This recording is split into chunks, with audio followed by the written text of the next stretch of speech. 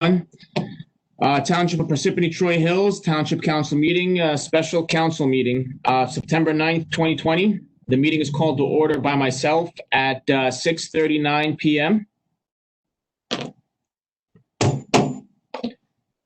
The agenda of this special meeting to the extent known is as follows: the potential adjustment of the water and sewer rates. Formal action may or may not be taken. Adequate notice of this meeting has been provided in accordance with the requirements of the Open Public Meetings Act, and by filing the notice in the office of the township clerk, and by posting this meeting notice on the bulletin board at the municipal building and on the municipal website on September 1st, 2020, where it has remained posted since that date. A legal notice appeared in the Daily Record on September 4th, 2020, and copies of this notice were transmitted to the Daily Record on September 1st, and faxed to the Star Ledger and various other newspapers and local radio stations on September 1st, 2020. At this time, if I may ask the mayor to please lead us in the flag salute.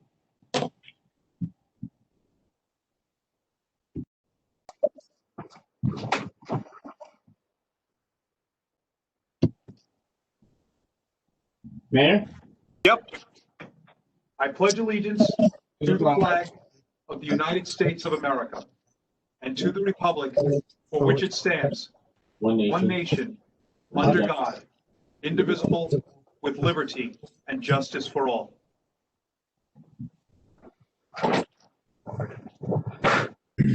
Thank you, Mayor. My pleasure. This time I'm going to go into the roll call. Mr. Carriffy? Here. Ms. Grignani has an excused absence. Ms. McCarthy? Here. Ms. Peterson? Here. Mr. DePiero? Here. Also present is Mayor Soriano, Business Administrator Frederick Carr, Township Attorney Jim Lott, Township Clerk Colette Madden, and CFO Ann Cucci. At this time, Council President, we have a quorum. May I please begin? Council President, can I begin? Please. Thank you. Okay, going into the ordinances. The two ordinances here I'm not going to read. They're for discussion purposes only, but they are related to the increase of the water rates and the sewer rates. At this time, I'm going to go ahead into the public hearing. May I please get a motion to open the public hearing? Make a motion. Second, Peterson. Motion made by Mr. Carriffy, seconded by Ms. Peterson. Roll call, Mr. Carriffy? Yes. Ms. McCarthy? Yes. Ms. Peterson? Yes. Mr. DePiero? Yes. Okay, at this time, I'm going to open the floor to the public. You're going to have 3 minutes to speak. At this time, I'm going to go ahead and call your name, and when we do, we're going to unmute you, and you'll get the 3 minutes to speak about whatever topic you'd like, although we'd ask that you try to please keep your topic to the topics at hand today with regards to the water and sewer rates.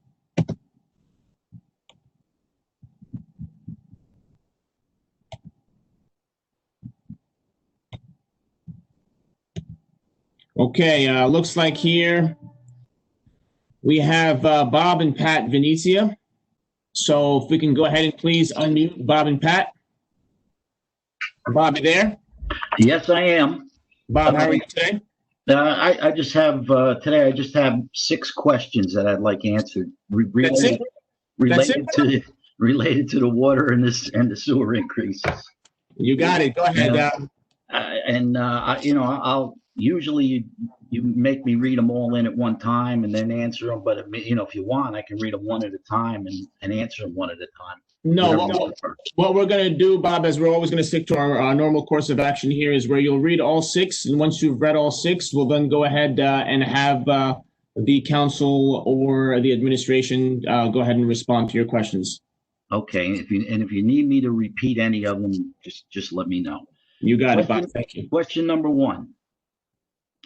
Will the proposed utility rate increase reduce or eliminate the $2.5 million that is currently being transferred each year from the utilities to the general budget?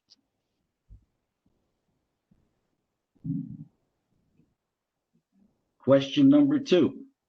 If the transfers from the utilities to the general budget were eliminated, how much of a utility rate increase, if any, would be required? Number 3, Does the township attorney see any risk that the sewer rate increase will be challenged in court by the 4 towns who purchase sewer services from Parsippany, because in effect, their money is going to be used to support deficits in Parsippany's general budget? Question number 4. Are the water levels of our wells decreasing, forcing the town to invest in expensive projects and equipment that will allow the pumps to penetrate deeper? Number 5, how much of our projected increase in expenses is associated with the need to supply water to the thousands of affordable housing related apartments that are scheduled to be built in the next 5 years? This was a question that Nick Homiak asked last week, and I don't believe it was ever answered. And finally, that number 6, using the water utility as an example, total appropriations have increased by an average of 7.3% over the last 3 years. And the utility consultant is projecting that rate of spending increase to continue for at least the next 4 years. Yet, in the 10 years prior to that, the average annual increase was only 2.4%. Why will spending need to increase annually by 5 to 8% rather than return to the historical norm of 2.4%? Thank you. That's it. Okay, thank you, Bob. Okay, at this time, we're going to go ahead and direct that to the council administration to answer the questions.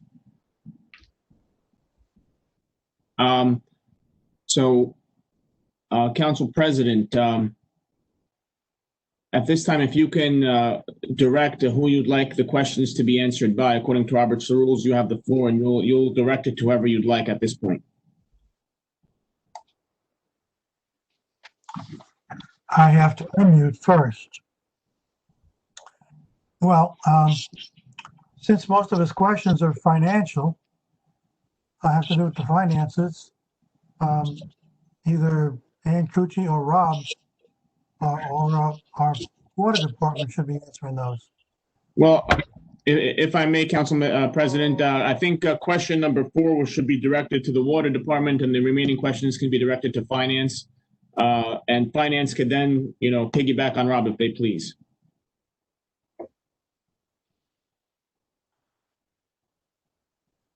So with that said, we'll direct that to Ann. Okay, thank you. Some of this I will defer to Rob, but the first question was to reduce or eliminate fund balance to the general budget. It will not eliminate it completely right away. It's going to take some time. The mayor and council and administration has been trying to wean off of use of fund balance. That's one of the policies that we've been trying to do going all along. So that will start to really ramp up around 2022, but it does not eliminate it in 2021.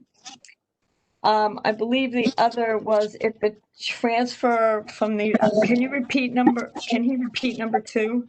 Yes. I wrote down. Okay. If the transfers from the utilities to the general budget were eliminated, how much of a utility rate increase, if any, would be required? It doesn't change, Bob, it doesn't change anything. We still need the rate increase. Just the speed at which we need the rate increase will reduce. Right now, though, we're unable to, we have to fund the general fund and wean off. And then at that point, we'll still need increases. Remember that no expenditures have been really ramped up enough to keep up with our wells and our needs, just to keep the water, for example, maintained. It's been shortfall for a long time. So that's that one. There is no effect to the outside towns at all. The towns pay only the cost associated with the plant and the sewer. There is no effect on them. So those costs go up so much every month or whatever, every year. They do pay a percentage of that. Most likely, the towns pay about I would say 48% of that, only the plant. And then at that point, it's even less. So I don't see it affecting them at all. The well, do you want me to continue with the finance questions, Clyde? And I think question number 3, if you want it repeated, we can have Bob repeat it. That one I She got, that just was the answered. outside town. All right, so let's question number 4 had to do with the water levels, correct? Yes. Yes. So can we just have our water department, if they can, just comment on that? And Bob, just for their edification, if you can please just repeat that question for them. Okay. Are the water levels of our wells decreasing, forcing the town to invest in expensive projects and equipment that will allow the pumps to penetrate deeper? Bob, the water levels change with the season. Obviously, in the summer times, the water levels are depressed. In the winter times, they do come back up.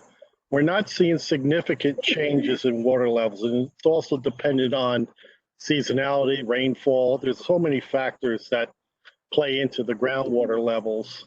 Problem with most of our wells is incrustation, which does cause us to draw the water down just because the water can't pass through it very freely.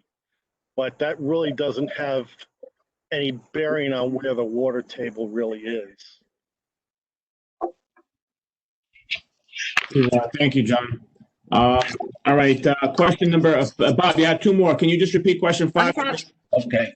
You have it in? Yeah, the projected increase to COA, Yes.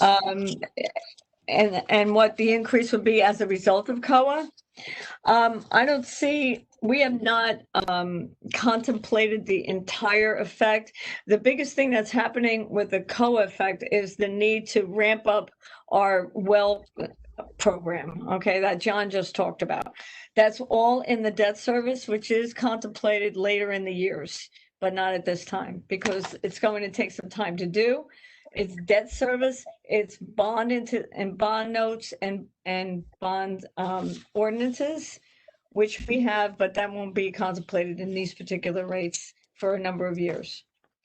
The number 6, the 7.3, why will it continue? Most likely. Hopefully we'll level off. But the problem was that we're trying to pay for things out of operating, such as operating expenses, maintenance of wells, maintenance of pumps, things like that are day to day, which used to end up in debt service. We don't want to do that anymore. We want that to be in our operating budget. So we migrated towards that with the 7.3. And I believe it'll level off later on if everything goes well. It just depends on how the whole, program shakes out. But that's what our attempt was at, trying to get level with maintenance, continue to pay maintenance out of operating, and not so much borrowing for maintenance. All right, thank you. And Bob, thank you for your questions. If we can please go ahead and mute Bob at this point. Okay, next I believe it was Ken Dolsky. So if we can go ahead and unmute Ken. Hi, good evening. So my understanding is that you are looking for input from the public on these, on what should be in these ordinances, given that you do have to increase the money available to manage both, sewer and water. So my suggestion has to do with the water. And it's simply that when you're looking at how to apply an increase, that you consider doing it in a progressive manner, meaning that households or, well, mostly households that use more water than, say, average or more than, whatever would be considered, a large amount of water, are somehow paying more per gallon. On the basis that they're probably not doing a very good job of minimizing use and being, and conserving water. And maybe you could do this on the population basis, meaning or the number of occupants in a given residence. So, for example, if you have a residence with one person and maybe you charge that person, I'm just making this up, a penny per 1,000 gallons for the first 1,000 gallons and 2 cents for the next 1,000 gallons. You could then charge 3 cents for the next 1,000 gallons. And so as you use more water, you're paying more. And if you had 5 people in a household, you could charge 5 cents for the first 5,000 and 10 cents for the next 10,000. And so you can scale it based on, the number of people so that they're not paying a penalty because you have more people in the, in the resident. But generally speaking, it would seem to me that people that are using excessive amounts of water are probably not being very careful and are wasting it. And I think we would rather have people that, people who conserve water don't want to have to pay for excess water that other people are wasting. So I would just suggest maybe you consider that kind of approach in thinking about, how you would increase or change the water assessment or the rates for water. That's it. Thank you. Council President, do you want me to answer that or respond? Or Colette, do you want me to respond? Please go ahead. Okay, we do charge per gallon. There's a fixed rate, which is your flat rate that everybody pays for fixed expenses. And then depending on usage, it determines what you're paying. So it's a fixed amount plus per gallon rate. Okay, so if you have 5 people in the household, they're taking showers all day long, they're paying a lot more money than a single person in a little apartment or whatever, but it really is based on usage. Thank you, Ann. If we can go ahead and mute Ken, and thank you, Ken, for your comments. Next on the list is Nick Holmiak. Let's go ahead and unmute Nick.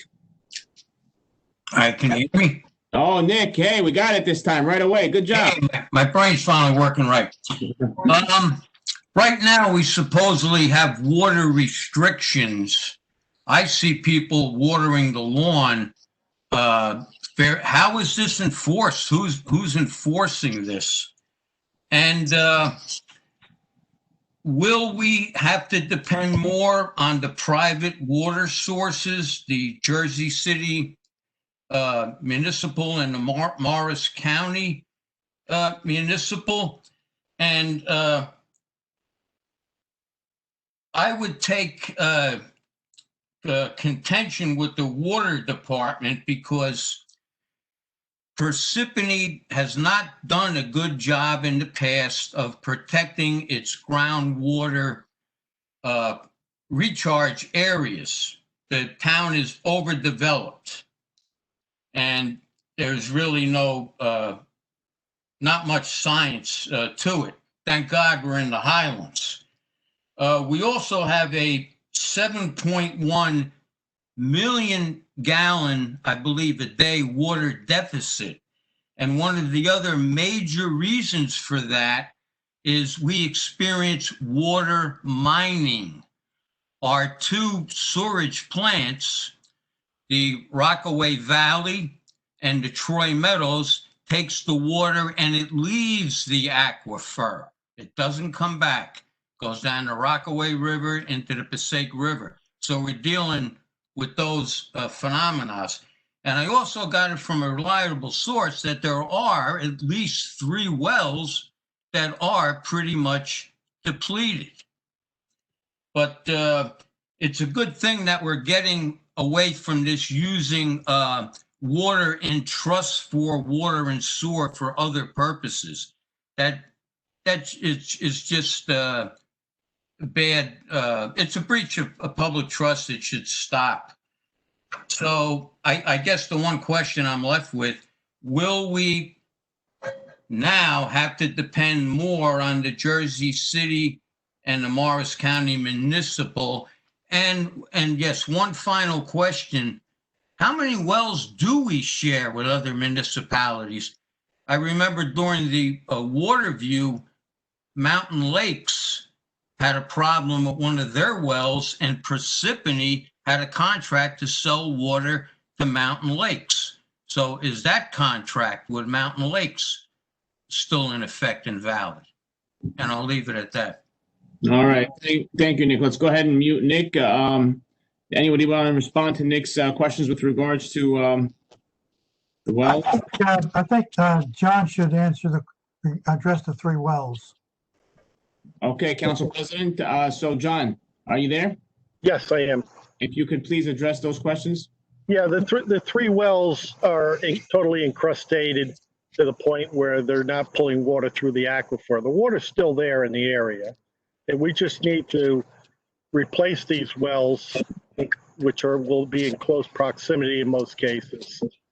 So the water still is there, and we are taking steps to re-drill these wells with a new well alongside the existing ones in most cases. We do not have any contracts with Mountain Lakes or any outside entities. We do not sell water to any municipalities. We never had a contract with Mountain Lakes. Okay, thank you, John. All right, at this point, don't think we have any more participation from the public. Let me just double check. Okay, all right, so go ahead, Jim. I'm sorry, Council President. I just want to hop back to a question that Mr. Venice asked with respect to risk of litigation. Ann correctly answered that our user communities who share our SOAR plan pay the actual cost. I don't anticipate that there would be any challenge to anything that the township may do with respect to its water and sewer rates. That said, people are always free to challenge any ordinance. So, I mean, there's always the risk of litigation. We'll talk more about that, I think, in closed session tonight. It's difficult to speculate as to whether or not the ordinances would be challenged. The important thing, I think, to remember, as Ann has said on a couple of occasions, that both the water and sewer utilities are operated on what's called a self-liquidating basis, which means that the revenues generated from the sale of water or provision of sewage treatment should cover the operating and capital expenses. And we can't put the township into a position in the future where we've not increased rates because those respective utilities cannot operate at a deficit. Okay, thank you, Jim. All right, with that being said, and since we have no more members from the public, Just one more comment, if I may.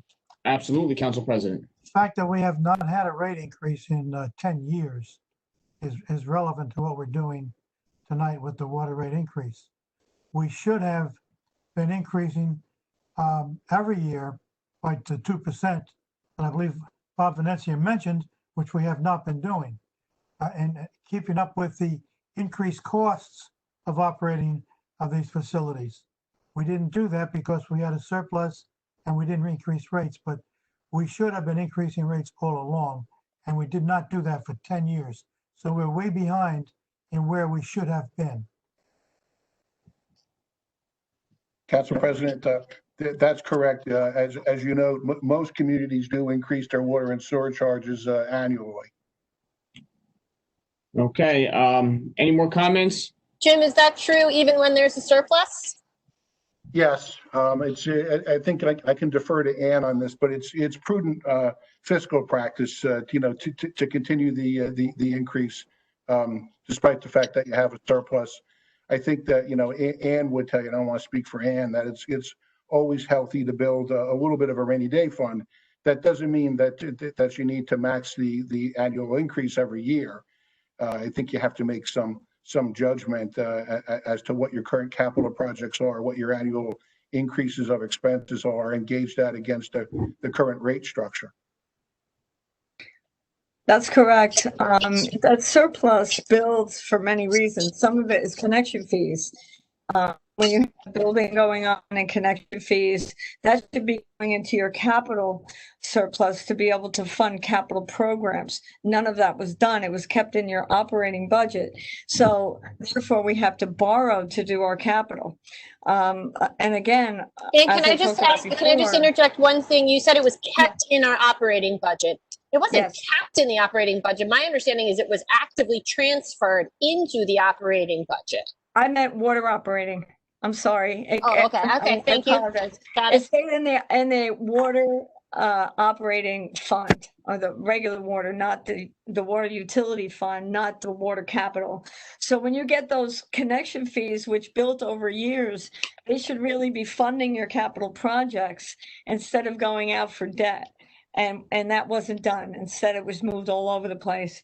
But the other thing you may want to consider in the future is doing some pay-as-you-go, which we talked about, such as maintenance on the wells, things like this, which, I mean, John will tell you that a lot of times in the previous administrations, he was not allowed to do the maintenance he needed to be done, and here we are. John, you could correct me if I'm wrong, but these things cost money. For example, we had that main break underneath Route 10 last year, $1 million emergency. That could have been something we could have taken out of our surplus or our fund balance to fund that, instead of going out for an emergency and bonds and everything else. So, yeah, it's healthy to have a surplus. It really is. Okay, thank you, Ann. You're welcome. At this time, since we have no more members of the public that would like to comment, I would please ask for a motion to close the public hearing. Make a motion. Second. Okay, motion made by Mr. Carriffy, seconded by Ms. Peterson. Roll call, Mr. Carriffy, Yes. Ms. McCarthy? Ms. McCarthy? Yes. Ms. Peterson? Yes. Mr. DePiero? Yes. Okay, the floor is closed. At this time, we're going to go ahead and move into executive session. Before we go into executive session, I just want to let the public know that no action will be taken hereafter. So with that being said, the resolution, whereas the Open Public Meetings Act, PL 1975, Chapter 231 permits the exclusion of the public from a meeting in certain circumstances, and whereas the Township Council is of the opinion that such circumstances presently exist, and whereas the Township Council wishes to discuss attorney-client privilege information, legal authority for water and sewer rates, and whereas minutes will be kept, and once the matter involving the confidentiality of the above no longer requires confidentiality, the minutes can be made public. Now therefore be it resolved by the Township Council of the Township of Parsippany Troy Hills that the public be excluded from this meeting. May I please have a motion to adjourn into closed session? Make a motion. Second. Motion made by Mr. Carriffy, seconded by Ms. Peterson. Roll call, Mr. Carriffy, Yes. Ms. McCarthy, Yes. Ms. Peterson, Yes. and Mr. DePiero. Yes. Okay, at this time, we're going to go ahead and go into closed session. Again, to the public, no action will be taken. So if I ask if you're going to go ahead in public session, and the public will now be excluded.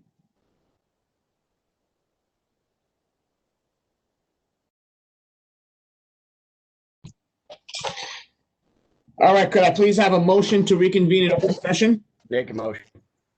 Second? Second. Okay, motion made by Mr. Carriffy, seconded by Ms. Peterson.